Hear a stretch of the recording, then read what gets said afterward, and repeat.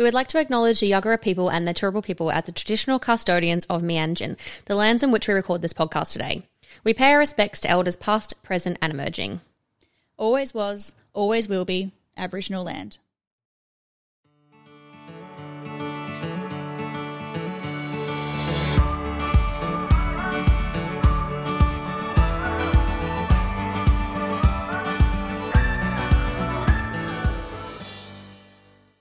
Welcome everyone to For the Health of It. This is a Healthcare Australia podcast. This is a podcast made for healthcare professionals by nurses on the inside. My name is Jessica. And I'm Zana. And we are actually nurses that work for Healthcare Australia, and we are your brand ambassadors. Mm-hmm. So we've got a pretty awesome episode today. Yeah, we it's do. with a dear friend of mine named Jane.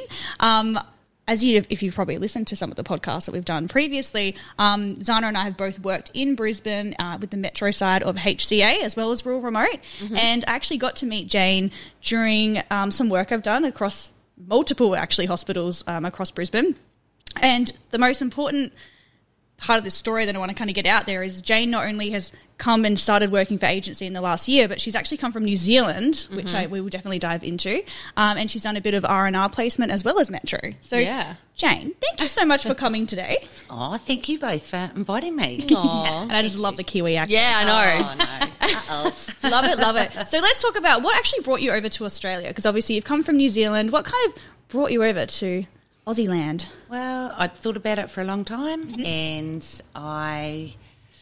the opportunity, I just one day, with COVID, everything shut down, so I put it on the back burner, and then I just decided one day to buy a ticket, and then realised that I actually had to resign from work. I had to rent my house out. I had a lot to do, so, and I just took the opportunity, and I needed a change, and financially, it was... it's been a game changer for me. Yeah, that's awesome. So. How was the process of applying to work? Because I know that New Zealand and Australia, they try and make the process a little bit easier. Yeah, it's reciprocal. Yes. And the easiest thing, which I thought would be the hardest, was getting my registration over here. Yes. And that I just did that in New Zealand, and the process was quick. Not a problem. You pay them the money, and there you are. And then done. And this is your upper registration, your nursing registration. nursing We've got a few registration. internationals that would be listening to this podcast. So our nursing registration here in Australia is called APRA, and you do have to apply to APRA in order to work here in Australia as a nurse. But because Jane has come from New Zealand, they've got an agreement between Australia and New Zealand just to make the process a little bit easier. So if there are some Kiwi nurses listening... Yeah, and no age limits. It's easier. So that's the great part. Yes, exactly. Speaking, there are no age limits. You don't need sponsorship, you don't need visas No, or anything like that. no. You just get your APRA, come on over, and you can work for us. Yeah. That's awesome. So good. Yeah. So you've obviously come to Brisbane. You've got some family here in Brisbane, which is my why sister. you came. Yeah. And that made it so much easier to come over. Definitely. Just packed my bags and landed on her doorstep. Aw. Yeah. And then what was the process of applying to Healthcare Australia and kind of starting to get shifts? How was that? The process, I applied here. I heard about them through other people, and I'd heard of a few agencies, and it seemed to be a pretty dominant agency and covered a great area as well, so the opportunities were there. So I applied just through a consultant, and then did the process of doing the competencies and all that kind of thing, which you just do online, and put your availability in on the app, and away you go. Yeah, it's pretty easy, isn't it? Yeah. Literally just sit there and go, I think I might work Monday, Wednesday and Yeah, Friday this week. You know, why would you want to work every day? Maybe just work every it's so second good. day. Yeah. And then weekly pay. Yeah, weekly good. pay's great. It's so good, isn't it? I really like It it. keeps that passion alive to keep does. working. Yeah. And you get that weekly pay. Definitely. Like, just hit my bank account. I'll keep working. Yeah. So how long have you been in Australia for now? A year. Wow, awesome. Just over a year. Yeah, Okay, so tell us about this year. What have you done? Where have you been? Oh, well, I've working-wise, I've based in Brisbane basically, but I did do my first rural and remote contract, which was, it was fantastic actually. It was a bit nerve-wracking, and had a really positive experience going there. It was in Rockhampton, and I'd heard, you hear about a place, and I thought, oh, well, I'll just do it. And it was a little bit daunting at first, but then it's about people. You get to know, and people were lovely and had a really positive experience. Yeah, That's so good. I think that's such a key takeaway of what you just said, is that you hear all these things about these contracts and these places, you know, especially during rural and remote. There's these very isolated communities, there's like very, I guess, Indigenous communities, Torres Strait Islander communities. You hear about how these cities are, you hear about how many people live there, you hear about they might be, you know, very high in drugs or alcohol, things like that. And people can tell you certain things that turn you off a place. And I think with rural and remote nursing, you really have to try and not take anyone's opinions on board, because if you took everyone's opinions on board, everyone would have something negative to say about everywhere. But then also people have a lot of positive things to say about everywhere. So I think that's a very important thing to note, is that, you know, you go to a place and you might have heard all this stuff, but to try and really clear that from your head and go to a place with the fresh eyes, because there's so many places that people tell you and you're like, oh, I'm not really looking forward to this place. Like, it sounds really scary. Everyone's been saying that all these horrible experiences, and it can be your favourite place. So there's very much so, like, you just need to take everyone's opinions with a grain of salt and go there and form your own opinions, because it's very important. Oh, absolutely. And it's a small, you know, it's like a small, you know, rural kind of community, and the people are exceptional, because there were do's and don'ts. And it's just common sense and looking after yourself a little bit as well. But the people around, you know, I hitched quite a few rides. Oh my goodness, good on you. No, with people I knew. So, it's so good. I love when you go into like a new town, like these rural remote contracts. So a lot of people think that rural remote means like tiny towns with like no shops or anything. Like that's what people think. But rural remote contracts, like, you actually have like regional towns. And I came from Perth, and I didn't even know what like a regional town was, rural remote. Like, I didn't know any of those kind of definitions, right? And my first contract, actually, it was a town of like over 10,000, and there was a McDonald's, there was a Target, there was a Kmart, and I was like, this is awesome. And the community, like, you just, like, as soon as you enter the town, you start working, like, the community feel you get in these kind of environments is so strong, and you make such great friendships and amazing connections with people. Like, you had mentioned to me before the podcast as well that someone had even lent you their car to use. They lent me, it was great. It was a farm ute. It needed a little bit of work. So I went in and, you know, contributed to lights and wind wipers. But that was a game changer for me and gave me freedom on my days off. And how kind of them, just to be like, so you know, kind. it's just, that's the feel you get in those environments and those communities, isn't it? It was crazy kind. It was just, and it just renews your faith in people, and it's sometimes karma, you know, you give and they give, and it's just definitely. Lovely. So let's talk about, so you obviously did your first contract. It was an 8-week contract. You got your travel included, so to and from Brisbane. You got accommodation included. A lot of people ask about accommodation. Tell us about your experiences with your accommodation. I had great accommodation. I needed, because I didn't have a car initially, I needed to be within walking distance of where I was working. And so it was a motel. It was self-contained. So I had a little kitchen, had my own washing machine, you know, basic things like that. I won't tell you where I hung my washing, and hopefully nobody saw. But anyway, and I just, because I was there for 2 months, I got to know housekeeping, and so they kept the basic supplies going, and so no, it was really good, and it was great. Quite a mixture of different accommodation. Like, I've been to so many contracts. I actually should count how many contracts I've been on, because it's actually quite a lot of contracts. But I've been in so many different houses. I've been in motels. I've been in dongas. I've been in caravans. Like, I've literally stayed in this crazy amount of accommodation. But the one thing in my nursing career is I always wanted to stay in nursing quarters. Because there's so few of them these days. They've all been knocked down. And one of my passions was like, I need to stay in nursing quarters. And I finally got to in Temora, New South Wales, and my God, it was creepy. Because it's like... Will there be a few ghosts in it? Oh, yeah. yeah. So the upstairs wasn't used. You weren't even allowed upstairs, but I mean, I snuck up there and had a little look. Yeah. And I was like, definite ghosts in here. 100%. But it was such a cool experience to like be with other nurses and be like, oh my God, we're in nursing quarters. Like this is over 100 years old. Like imagine living here and working at the hospital, and you know, nursing has changed so much. It has changed so much.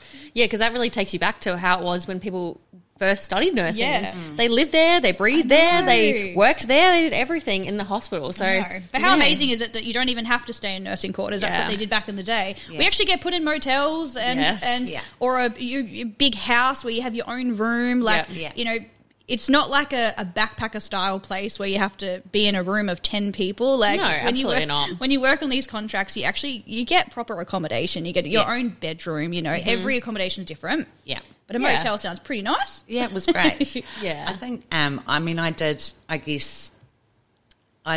want to kind of be on my own and not share, you know, just... That was just me. Yeah. And it worked out fine. So, So what did you do on your days off? Because obviously, you know, you're full-time working, but sometimes you can do a contract in a place where you're kind of like, there's not much to do maybe in that specific town. But what's important is when you're going to these areas, actually look at the map and look at what is around you. Because even half an hour, 2 hours, there can be the most incredible spots. So Definitely. talk us through, what did you do on your downtime? Oh, well, I got on that old Rodeo ute. With the no window wipers? I they had new window wipers. Yeah, because you put the new I ones put in. them in there. Went out to Keppel Island. Beautiful. And that was amazing. And out to Yeppoon. I love Yeppoon. Yeah, Yeppoon is very It's beautiful. got such beautiful vibes there. Yeah, it's lovely. And being by the sea, I love the sea. Yeah. So it was just good for the soul. And went the Capricorn Coast on walks around there, and Turtle Bay, and so beautiful. and it was just it was magic. See, so you went away for 8 weeks, technically on a work trip, right? So you're there full time, but look at all those amazing experiences that you just did in an 8 week period. Yeah. That's amazing. It was Plus, cool. the income would have been pretty nice as well, you know. Yeah. No, the income's good. Yeah, the income's nice. you Definitely know? better than New Zealand. Yeah, and then you get the free accommodation. Absolutely. You get these amazing experiences on the side. Like, Yeah. so what do you think of your first R&R contract? Pretty good experience. It was great. Yeah. And I look forward to doing more. Oh, Yeah. so good. So what is next for you? What is your next plans with agency? Yes. I don't know. I'm just going to see. I'm just working Metro at the moment, and that's been fantastic. And you just get to know places and where you like to go, and you can do, you know, contracts with hospitals, but I kind of at this stage haven't needed to, which is great. Yeah. I just love how you can just adapt to your own, I don't know, whatever what you you want to wanna do, do. right? Yeah. Do you want to go away, you can go away. If you want to definitely. do 5 shifts a week, you can do Yeah. 5. If you want to just do 2 because you're feeling a bit like, oh, I've just worked a little bit too much, you can do 2 shifts. Yeah. So how have you found, so we've obviously got the Healthcare Australia app on your phone. How do you find using the app? So you tick in your availability. Yeah, it's great. It's so that's easy, good. hey? It's really easy. And then if you need to, like, say if you want to do some block bookings and you want some more consistent work, like, you seem to be getting so much work, you don't need to do this. I remember I wanted take like it for full time. granted. Yeah, true. I wanted to work full time for a particular period because I was saving money. So I called the agency and I said, hey, like, I really would like to do some full time hours in one particular area. There was a hospital that I super loved working at. I just loved the people. Yeah. And so they contacted the hospital, and I actually signed a contract for 3 months, and I got to do full time for 3 months. A lot of them didn't even realise I was agency because I was a part of furniture. Yeah. And I had to keep reminding them. I was like, I'm agency. And they're just like, what? Yeah, no, I get that as well. And it's like, are you in a contract now? And I was like, no. I know. It's so amazing that you can just do so much. The day-to-day, block definitely. bookings, R&R contracts. You can just go with whatever is going on in your life. Yeah. And you have a lot of experience in lots of different areas. So talk us through, like, what areas you work in. Well, at the moment, I work in recovery, and I've done that for a long time, so post-anaesthetic care. And in New Zealand, did the RNAA, so the Registered Nurse Anaesthetic Assistant, which is a new thing in New Zealand. It's different from Australia, where you have anaesthetic nurses. But this was a training, and I did a postgrad training, but working full time. So it's a new thing, a little bit political, but it's very positive, and they know that there's such a shortage of techs, anaesthetic techs, that nurses are now embracing that and doing the courses and the exams and things like that. Yeah. So, and a large background in ED. Mm-hmm. It's been a few years since I've done ED, but you use it in your work anyway. Yeah. But I just have to get my big girl pants on and maybe start doing some ED, especially with rural and remote. Yeah, it I definitely think helps. It's got there's a much greater need to do that. So that will be standing at the edge of the pool and just jumping in. Exactly, yeah. So good. Yeah. Well, the best thing to do is like in situations like that, if you've got a background in an area and you want to get back into that area, if you just communicate it with your consultant and say, hey, like I've got this ED background, this is what I've been working in now, and I really would love to get back into ED. Yeah. The consultants can then communicate that to the facility and say, this is a situation, this is her nursing experience.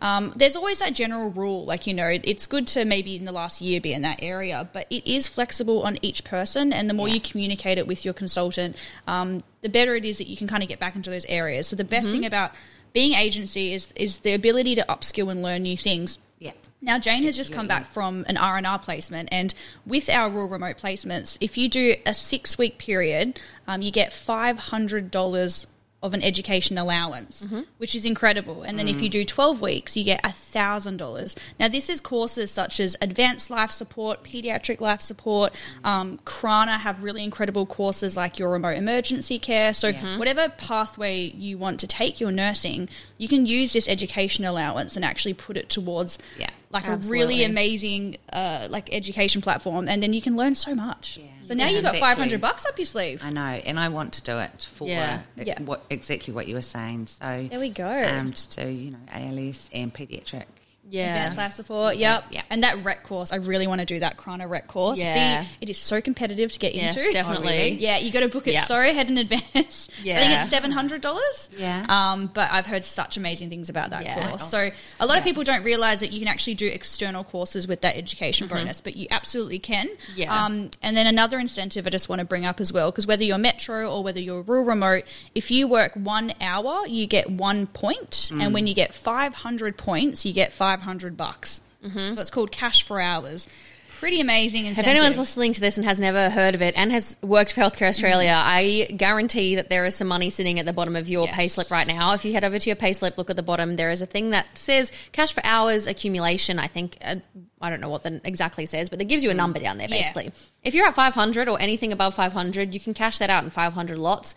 $500 for every 500 points. Pretty good. And it's going to be kind of closing off soon, so we really need you guys to get in there and cash that stuff out, because we don't want that to be, sent away and missed out on. Yeah. So if you see anything at the bottom of your payslip that says anything over 500, get in there right now and get that. We spoke to a nurse the other day who had like 1,500 points. Yeah.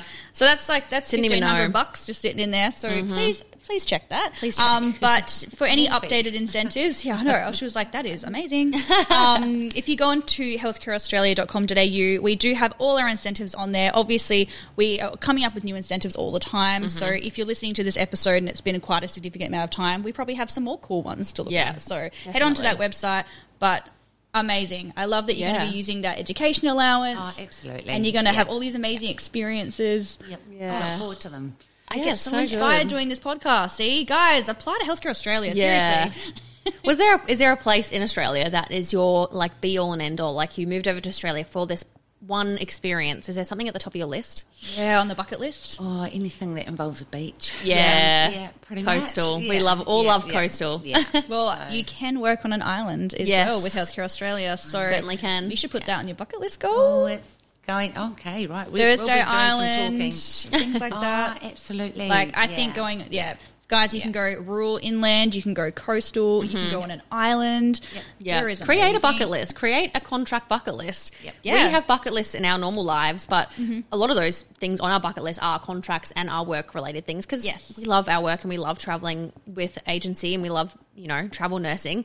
So make a bucket list of the places that you want to go and tell your consultant the places that you want to go, because if they know what you want, they can help tailor a plan for you to go exactly where you want to go and do exactly what you want to do. I encourage everyone sit there and write minimum 10 career bucket list goals.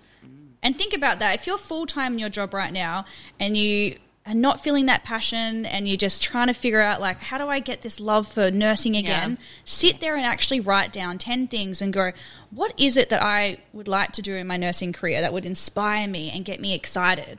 It can also be Write it things that you down. want to do in your personal life, because with agency nursing, you can tick off those bucket list items that are your personal things by doing it through your career as well. Like, if your bucket list item is to, you know, take a photo on the tip of Australia, do a contract up there, and then you're already there and get the photo that you've always wanted to get. You can actually combine your work and your personal bucket list to just create, you know, and design, we always say, your best life, really. We're all about designing your life, guys. We love it. You can do that. Was it Design Your Life with HCA? Yeah, Design Life Today with HCA. We made that up. That's our motto. Yeah, it's our favourite motto, for sure. Even though I messed it up. But anyway, you get the idea, everybody. Well, thank you so much, Jane, for coming on the podcast today. Thank you both so much. We are so honoured. Yeah, you've been very inspiring. Oh, you are also inspiring. You are now an inspiring Team Purple. Exactly. Everyone will be listening to this being inspired by you. So thank you. Thank you again, everybody. And we'll see you guys next week. Bye. Bye.